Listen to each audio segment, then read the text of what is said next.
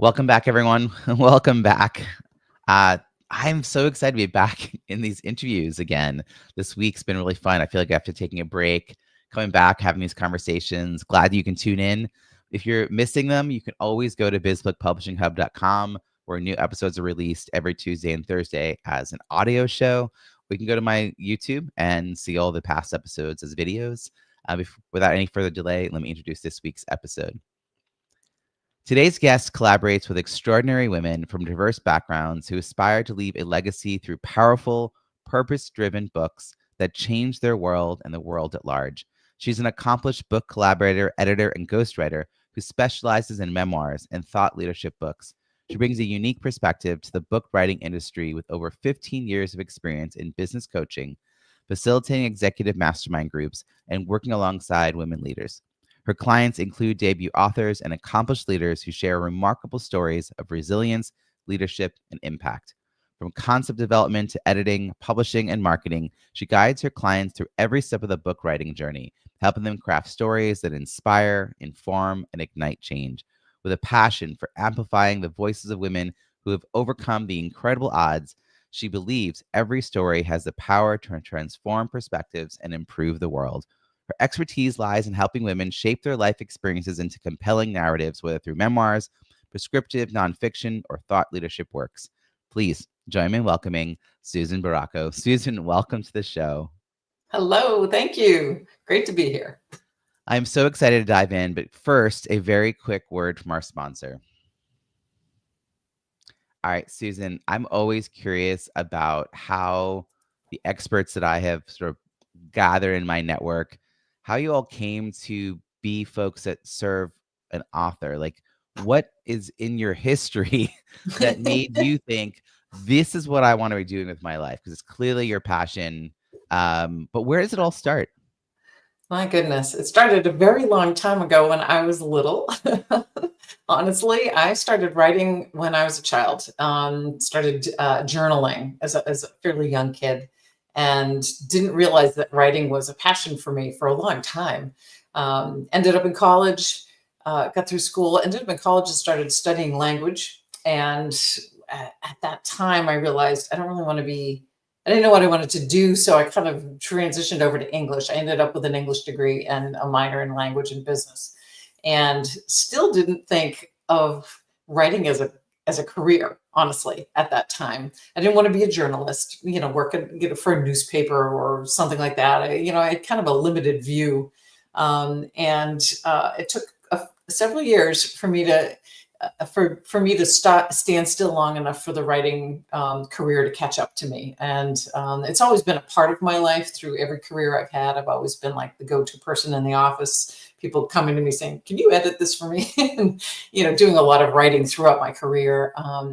I finally decided to jump into writing as a full-time career back, I think it's like, I want to say 15 years ago now, 12, maybe 12. And I started out as a copywriter. And what I was doing, I was working for marketing firms. I had my first one was a marketing firm in Minneapolis, great little organization. And so I was writing for small companies. When they got new websites, I would do all the web copy, and then I would take over their account and become their ghost blog writer. So I would do research and write articles of interest for multiple different industries. And it was crazy, and it was so educational. I learned so much about industries I didn't know anything about. I was writing for a moving company, and for a cleaner, and for an accountant, and it was all these industries that I had to bring some life to through blogging. And so it was a really great experience. And a couple of years into that, I stumbled across a workshop. It was like I think it was a 3-stage workshop about ghostwriting. And it was led by a gentleman who was a very successful business book ghostwriter. And I thought, yeah, I'll take that. I'm interested. I've never written a book before, but I'm interested. I'd love to learn more. And he and I connected. I had really enjoyed the class. And a couple of months later, he sent me an email. He said, I only do business books, and I have a really amazing client who wants to do something more like kind of a memoir kind of a fiction thing. Will you talk to her? And I said, absolutely, I will. And I had no idea what I was doing or getting into. And she and I just hit it off. And I said, yes, I'll write your book. and that's kind of where it took off. It's kind of interesting because I always knew writing was a passion of mine, but it wasn't until I got involved with my first book where I realized I really love this. I really love the long form. I love working with someone for a longer period of time and getting to know them and really get to know them deeply. I had no idea. So it kind of fell into my lap. And so that first client was 8 years ago now, I think, something like that. And I really started focusing on working with women because I just felt a connection. I felt a click, and like you said in my introduction, is I think women need to share their opinions, share their wisdom with the world. I think books are a tremendous catalyst for change, no matter what you're writing about. And it's an accessible way to help make change in the world. Anyone can write a book if they want to and get it published, or publish it themselves. All the different ways to do it. So that's kind of where I started out, and I've been doing that now for about 8 years and working specifically with women to help amplify their voices. I wonder if anyone listening is suddenly having like an epiphany that they could be a ghostwriter, right? That they were identifying with your trajectory as being the go-to person in the office who edits, the go-to writer for blogs for a company, dabbling maybe on the side to do some copywriting for some people, really drawn to the writing process, loving it, but not knowing like where else they can take it, not really wanting to commercialize it in like a copyright forever kind of way. They don't want to do sales copy, not really drawn to that, but also not feeling like there's and then you're like, ghostwriting. Oh, yeah, right. Let's try that. let's learn more about that. How lucky are you, and also that teacher, that you found that course and went through it and clearly had an aptitude already for it, and he recognized that and offered you that first client. That we want to pilot. I'm a big believer as an entrepreneur in testing ideas, not building big websites and landing pages and sales funnels for an idea. Like, just go try to find, if someone will give you money, you have a business idea. If you know where that money is coming from for the next 6 to 12 months, absolutely, you may even have a successful business. If you can pull money out of the business after 12 months and pay yourself, whoa. Like that's a really and I came into it at the perfect time because I had I think a couple of years under my belt before maybe 2 years before COVID hit. And when COVID hit, everyone was home twiddling their thumbs, trying to figure out how to get through the whole thing. And a lot of people were like, you know what? I was so busy during COVID writing books, it wasn't even fun. I had a lot of people reaching out. It was just a really abundant time to be in this. It was just like the perfect timing. The amount of books that came out is really incredible in that time period. It's true. A lot did. And since then, I think that people still are. I mean, I think it shifted things somewhere, and people are exploring books, much more differently. And same thing I'm finding more ghostwriting programs, workshops, things of that nature, more things out there available for people who want to get into ghostwriting and want to learn more. And as you know, there's the writing side of it is only one small piece, that the whole business side of it is a whole nother story. So I'm seeing more and more programs out there for people who think, maybe I want to write, maybe I want to get into this. So now, at first, were you saying yes to all kinds of ghostwriting before you figured out who you wanted to focus in on? Like, what was that experience like? Yeah, for sure. So I ended up in the beginning, that first client, actually, I wrote a fiction novel for her. And it was based on, she wanted to share the story of her grandmother's journey. And so we used her grandmother's journey as the core of the story. And I built a fictional characters around her grandmother and put her in a place. It was really fun. I never in a million years thought I would be writing something fiction. And then I ended up writing another one for another client. And I still enjoy that. I do a lot of editing as well. So I'm editing fiction. as well as nonfiction. But it's really challenging in a way that's so much fun. I think I did explore. I started doing most of my books. If there's one woman that changed mid project, we started out as a kind of more of a business how-to type of book, and then she kind of wanted to go towards memoir, and then she couldn't make up her mind. And so yes, I've worked with lots of different kinds of people. What I've gotten better at is helping my clients figure out, okay, what do you actually want before we dive in? And that's something that I had to learn how to do, how to manage the client effectively so that we could get cut right to the chase, write the right book the first time, and not go through. I had two different people that I wrote two books for, two different manuscripts, because they changed their minds, and that was a lot. And it's time consuming, so it was not as expeditious as they wanted it to be. So I've learned a lot in the process of working with different clients and figuring out how I need to manage the process and make sure that they get the book they want the first time around. One of the hub partners, Lil Pekarsky, has Ghostwriters Network. So, like you said, there's just a lot of resources out there now. And I put ghostwriting at the very top of the first section on BizBook Publishing Hub. And that's because I sort of laid it out as a path. Writing is the first phase because you don't have anything to edit yet, right? Like you start with writing. And the first question you have to ask yourself is, do I want to work with a ghostwriter? And so I put that right up front, because to me, it's like, well, you have to decide that question. And if you decide yes, well, now you have to explore ghostwriters. Correct. If you say no, okay, now move on to find the writing coach, the developmental coach that you need. Absolutely. But you just said something really critical, which is finding someone who will help you figure out what story you're telling. Yes. And that's where to me, it separates the kind of folks like you from a lot of, I feel like some of the people out in the book world should be just called printers, not publishers, because they're like, oh, you have 20 blog posts, you want to make a book? All right. Okay, send them over. Send them over. We'll print them up. Yeah. So there's tell me a little bit about how would someone go about deciding whether to work with a ghostwriter?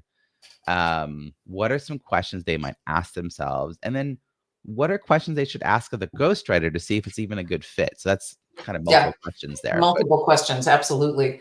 And very important questions. When I speak with somebody who's thinking about hiring me or a ghostwriter, I always encourage them to talk with multiple ghostwriters, because the number one thing is to find a fit with personality. To be perfectly honest, if I, number one, don't understand your concept, I can't get excited about it. I can't get engaged, and I need to be. So I need to understand your vision. I either need to be able to help draw that out so that I understand it and I can get excited, or I need to, understand it in a way that helps me to know I'm the right resource for you. And that's really important. I think finding the right ghostwriter is critical for success. And I've had great success, and I've had some pretty miserable failures as well. So, and some things in between. And it's part of that learning curve when you're in anything new and you're finding your way. But the piece that personality is so important, and being able to understand each other and speak well. I should say not speak, but communicate well. So we're communicating really clearly. The other thing is understanding the ghostwriter's process. So we all have that end result of creating a manuscript, but ghostwriters sometimes take different paths. Some ghostwriters work differently. They have more structure and want to create a really solid outline before they start writing, or things like that. So everybody's a slightly different process. Some of us, and I tend to be a little more on this side, I call myself a pantser in some ways, because depending on the type of book, I want to just start writing and playing with some ideas so that we can decide together, well, did you like this chapter 1 version, or did you like this chapter 1 version? Which one do you feel is really working for you? Sometimes I'll do something like that with a client who's truly not sure, and we're still developing their concept. So a ghostwriter's process is really important to understand. what happens, how do we work together, what's my role, what's your role, what are the responsibilities and the scope of work. Someone who can outline that for you, and that you can lean in and think, ooh, that sounds perfect for me. I need that kind of structure. Or, oh, I really want that freedom to be more creative.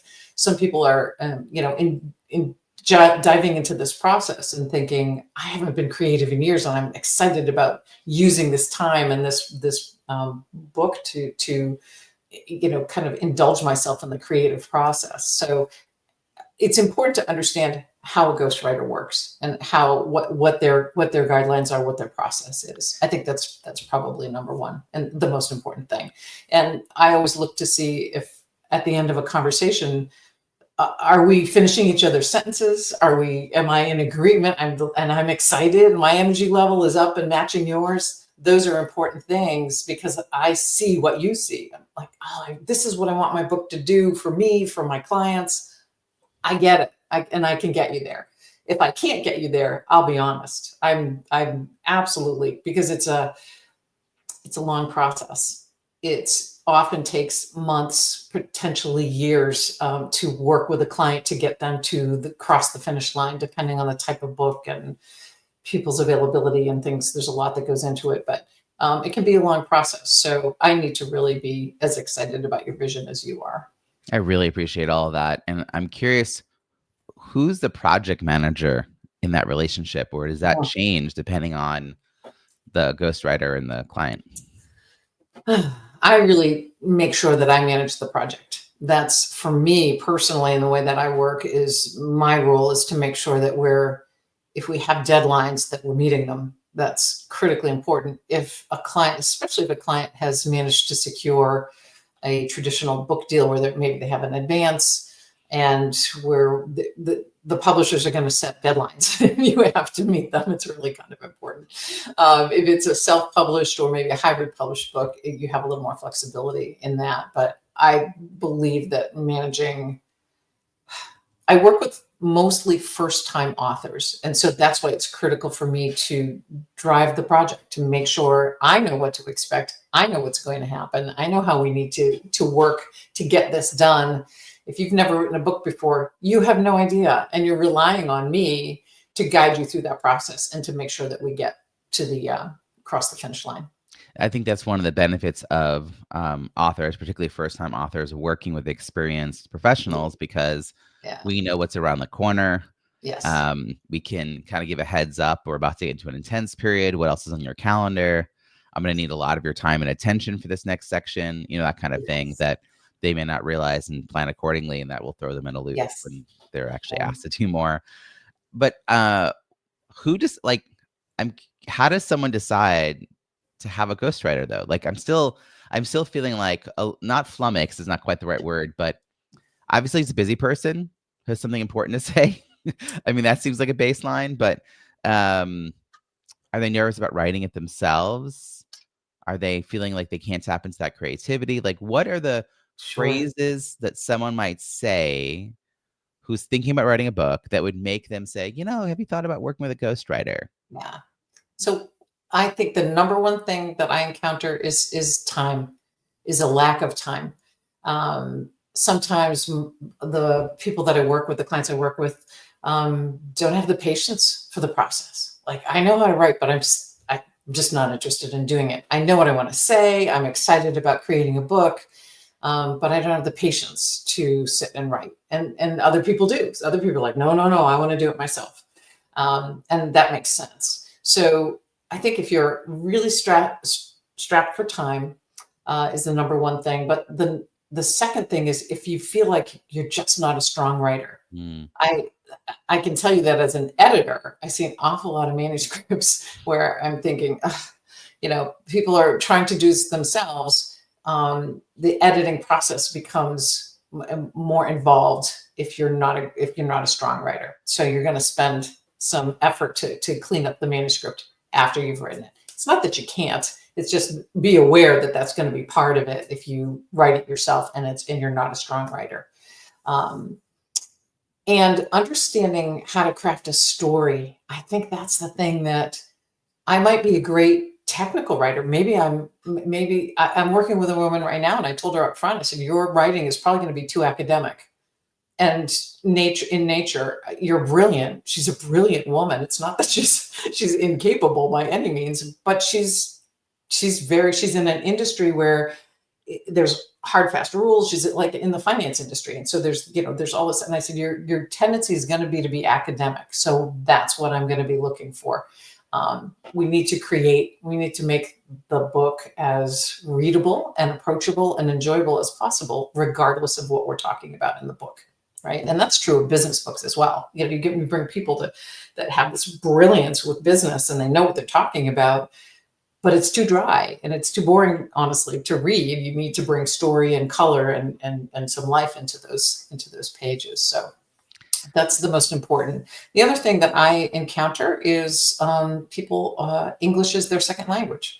I just finished a really wonderful book with one of my favorite clients all time so far. And she is Chinese. She's from China. She's an immigrant. She came here 25 years ago, 26 years ago, and started a business. And she's just an amazing story. But English is her second language. So she, again, a brilliant human being, very accomplished, but just knew she wouldn't be able to get through. She can write in, she can easily create an email. She can do maybe an article. She can post and do those things, but that long form was just going to be too tedious. It would take her too long to do that. So that's why she brought me in to help her with it. So those are some of the things that, it's really just time and ability. And you have to assess your own time and your own ability to figure out if a ghostwriter's right. And there's a way in which while there is an investment with working with a ghostwriter, from the start, you're going to have a good process. Whereas if you work on your own and then you commit to getting editors, it's a little later in the process, but you're going to end up spending a lot more money and possibly more time trying to untangle what was created so far. Particularly if you didn't have a good outline, you didn't have a developmental editor along the way. Yes. And we have to recognize, we mentioned earlier, just how many books are being published. We have to stand out. The first rule is you have to have a quality book. I agree with you about it being readable. Yes. I think that I was hesitant about writing my first book because my only writing to that point had been academic. Yes. And I mean for school. And I never liked that. Where you had to have a citation at the end of every paragraph. And it's not fun. Not fun. So when I realized that I could write in my own voice, that helped. And actually, I used something called Speechify for my last two books to play back my paragraphs as I'm writing them. That's so great. I can hear it. Wow. And then go back in and kind of tweak so even as I'm going chapter by chapter, makes sense. And also listening for repetitive phrasing. My first book, I didn't have that. And I got to the point where I was sick and tired of reading the book out loud. And that's when I decided it was done. Yes. And repetitive words. Yeah, we all have them. We say them. I think they're referred to as tick words or tick phrases. Mine was for a long time, I was doing public speaking and I would say so way too often. And we all have that in terms of our speech, but also in our writing. I see that all the time in my editing where people are using phrases way too often, way too often. So. And just looking for that and being aware of that. My first book, I hired an editor from Upwork and I got exactly what I paid for. Yes. My layout, design, formatting person, designing in Word, which in itself, I mean, that could be fine. But when I said, I don't want to look self-published, I wanted to look, traditionally published, she was like, what do you mean? What? And meanwhile, she gives me something that has Arial as the font. The default font of Word. So I had to learn so much because I didn't have a budget. Yes. I had to learn a lot to train and teach the people I was hiring. And then I had to do a lot of the work myself and ask people in my network to help me review and edit and read. And, and so compared to the last book, I mean, I just poured money into the problem, but I got a great result, right? So I think when you're new to this process, you may be a little bit blind to the pricing and the length of time it might take and all of that. Are you interviewing people? how do you get the content out of someone's head? That's always been the trick for me as a writer, is figuring out, well, how am I going to get this content out of my own head? But how would you do it as a ghostwriter, to find out, like, my last book was about how to use Zoom effectively. How would you have helped me to help you all the things that I wanted people to know? Yeah. So people start with a head full of ideas and stories and things they want to talk about. And they're full of, they just have so much going on. And I start with a what I call a story inventory. And whether I even we engage and they hire me, it doesn't matter. Everyone I talk to, I'm like, this is where you need to start. So it's index cards. Just see, and you just get the old fashioned index cards, and you order them online or whatever, and there's multiple colors. And what I recommend is that a client or anyone who and it's fun and it's incredibly helpful. And you pick a color for a particular category that you think you might want to write about. So its first color might be personal stories. The second one might be professional stories, experiences. The third might be things that I'm passionate about. You create the categories. You decide based on what you want to write about. And then one story, one idea, one teaching point per card. And so it might be a story from my childhood that really shaped me and transformed me as a person. And I want to make sure I include that. Or maybe I just have all these stories from my childhood. I'm going to put one on each card. And then when you're done, after you've worked with them for a while, I have people lay them out, clear out your kitchen table, lay them out on the kitchen table by color, by category. And it will show you where all your stories are, where all of your content is. It'll help you to figure out, and you can do this digitally. It's just the cards are tactile. It's just something about writing too. And then being able to lay them out and look at them and think, wow, I have an awful lot here that's personal. Maybe that influences or it informs my writing. It doesn't mean you have to change your book. It just means that you now have maybe a different frame of reference for going into that book. And you can also take this and it's like, this story, maybe I'll put it in the parking lot pile, right? So there's these stories or these ideas. I think I'm just going to set them aside and start to really narrow all the things that I want to talk about. Everyone comes with years of ideas, years of experiences. You've got to cull that down somehow. So that's where we start. That's the number one thing. And then the second thing.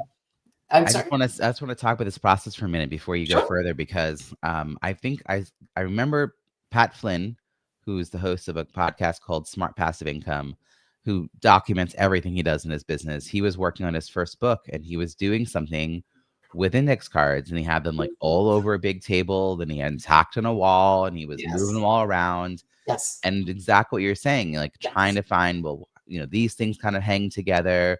Oh, This is a theme. Yeah. Oh, I don't seem like I have a story to support this idea that I had. Oh, yes, I do. Write it down, tack it on the wall. Yeah.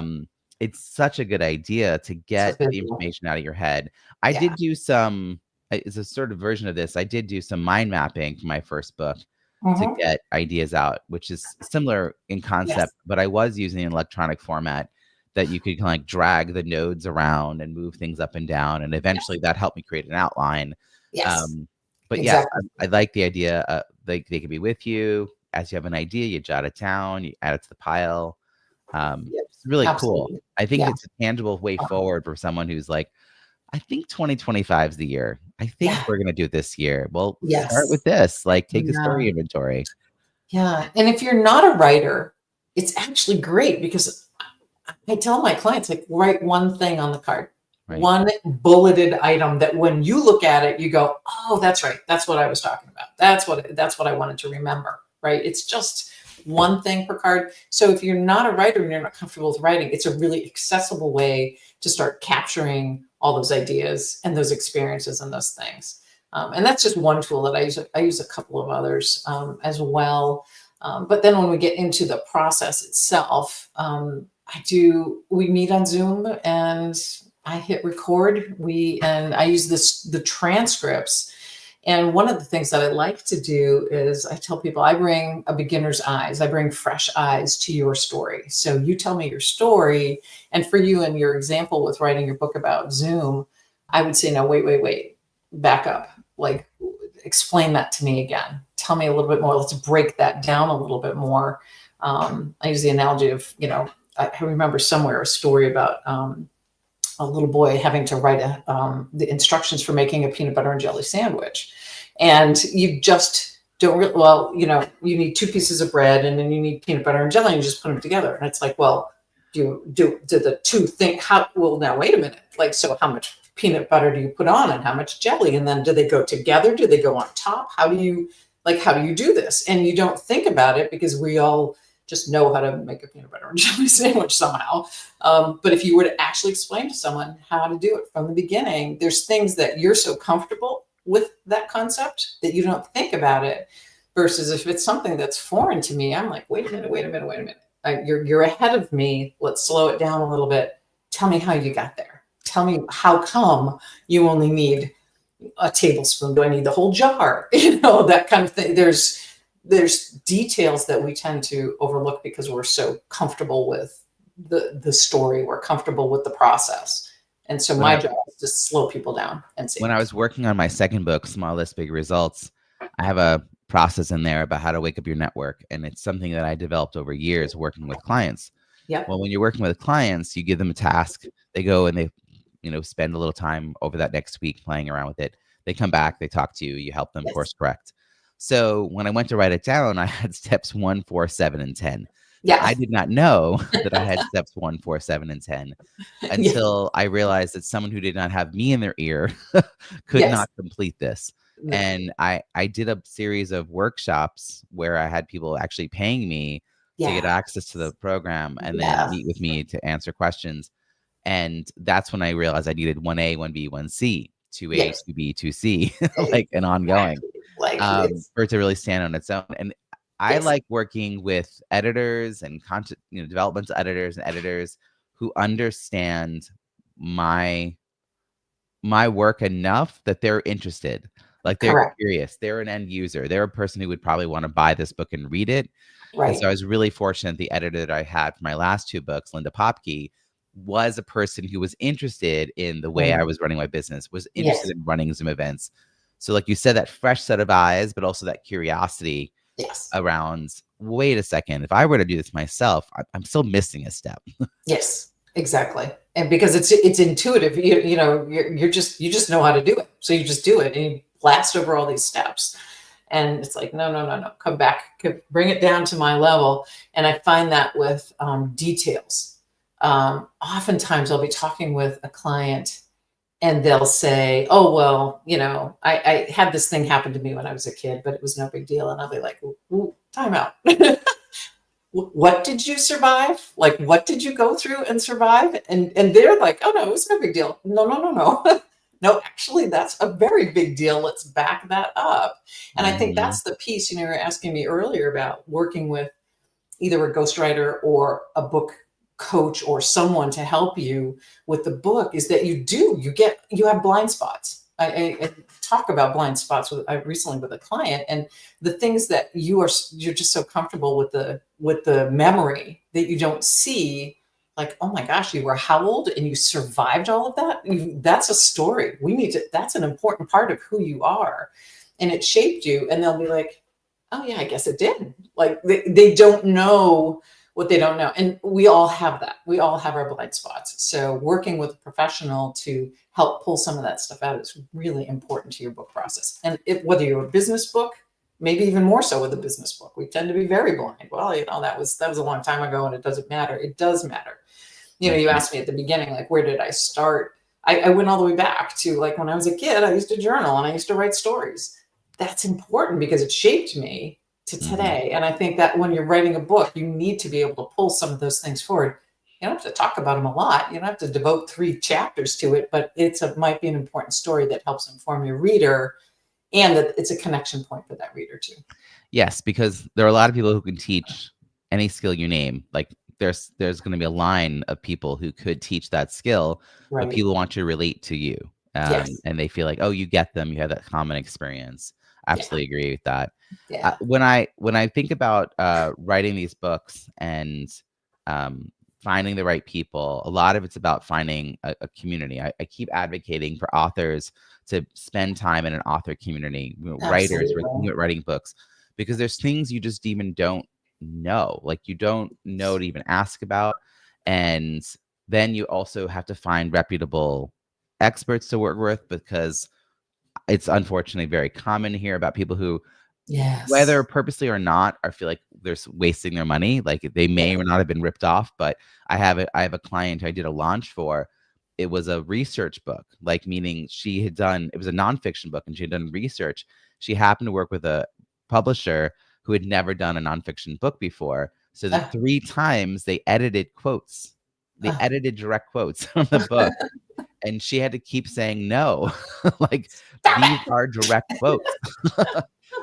And she just did not know enough in the process of looking for a publisher to ask the right questions. Like, have you worked with a book like this before? And if she'd been in an author community of other entrepreneurs. So, I got to know you through the BizBook Publishing Hub. Right. And I'm pulling together the experts who work with entrepreneurs who want to become successful authors and want to have that impact. Right. And I'm hosting these events. I just would love your thoughts about referral networks, collaborations. How do we build these communities of, engaged networks of referral partners and supportive author spaces? Yeah, I agree with you 100%. It's critical.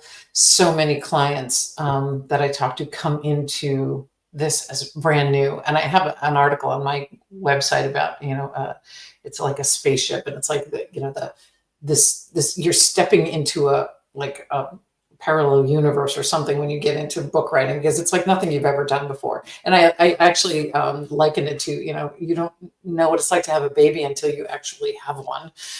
There's no, they can tell you, oh, well, that you go through this or that or the next thing, but until you experience it for yourself, you really have no clue. And book writing, honestly, is very similar. There's so much to know. It doesn't work like anything else in the business world. It's a very different, bizarre. It is a parallel universe, and it takes time to learn. And unfortunately, there's a lot of people out there who will take advantage of you. So, finding a community, there's different kinds, and certainly the hub that you created is one that's very targeted towards people who want to write a great business book. And I love that. I love the idea of being able to come in and find a one-stop shop. I think the idea of okay, I get involved, I connect with this community, and every professional that I need there's going to be at least one of them in this community that I can talk to and get information from and learn from, so that it's in finding trusted resources. Unless you know someone who's written a book and has had great success, who else are you going to talk to? And sometimes people do come to me and they say, oh yeah, I had a friend and my friend told me to do this or that or the next thing. It's not always the right information that that authors receive. They sometimes, even well-intended colleagues, friends, family members, tell you something that is really not quite true, or just not really accurate in terms of the way the book writing industry works. And to be fair, the book writing industry is changing constantly. So there's some things that are staying the same, but there's an awful lot that's changing. So finding a community, I think, is critical to ensuring that you don't waste your money and your time. Yeah. I think that's the bottom line. I've also been hearing from the individual, the experts, the service providers, that, up to this point, they've kind of been operating on their own. Yes. Yeah. And so that's something that's changing, actually. I think about the book industry in the short time that I've been in it, just a handful of years. I've already seen a change where ghostwriters are coming together in organizations to support each other and learn from each other. Same thing with publishers. There's publishers organizations and things like that, and then there's these combination organizations, like your hub, where it's bringing a little bit of everybody. You've got editors, you've got publishers, you've got people that can help you from the very first step all the way to a book in your hand and you're out doing speaking engagements with that book. So depending on what you want with your book, there's someone there to help you. I think that's it it also fast tracks you. You're not out there trying to find, okay, so now I need an editor, and now I need to find somebody to design the cover. And now, it's, you can learn what you need to learn within a community to get the right information that's true, and find resources that are reliable.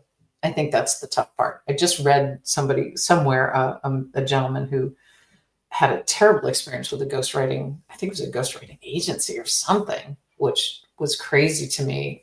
He felt very like he really got took, and it was not a good experience. So they're still out there. There's still predatory, organizations out there, and publishers and things like that. There are people, or like you were saying, printers, things of that nature that just are really, it can be a dangerous environment to step into as someone who has no experience. Yeah, no experience is the problem, Yes. and high hopes.